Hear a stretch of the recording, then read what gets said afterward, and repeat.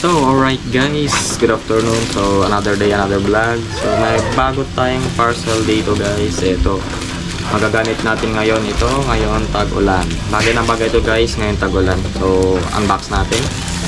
So, i-open natin yung parcel.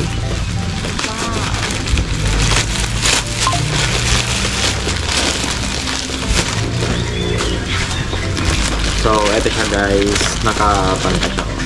Naka-ziplock. Tapos, ito yung item niya, oh. Isang Motowolf na raincoat. Guys, pwede siyang gamiting bag, oh. Diba ang ganda? Tapos, yung aso namin guys. So, ito siya.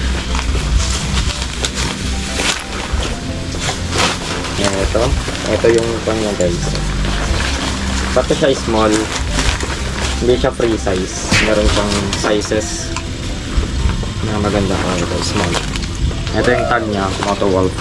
Wow. Yun. Napakaganda guys, napaka-premium. Ito yung version 5 ng Motowolf guys. So madami na silang version, from version 1 to version 5. Ito siya. Ang ganda nung konta. Zipper niya. Ito siya. Yun. Ito pa guys. Small. So, sakto sa atin ito. Sakto lang. Tapos, next natin yung pants. Alright. Ito yung pants niya guys. Tapos, meron siyang suotan ng parang kwanto guys. Sa shoes. Hindi ko alam. O ata. Parang sa may shoes to.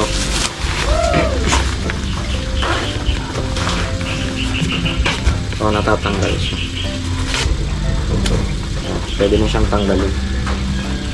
Sa may shoes to guys. Pwede mo din siyang ibalik.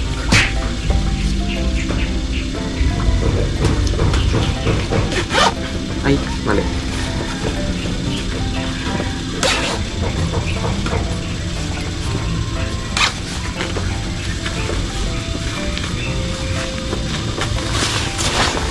Ito yung pants niya.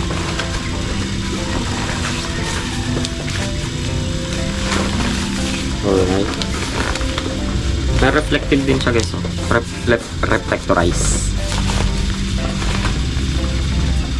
So sa mga gustong bumili guys, lagay ko na lang yung link dyan sa comment section.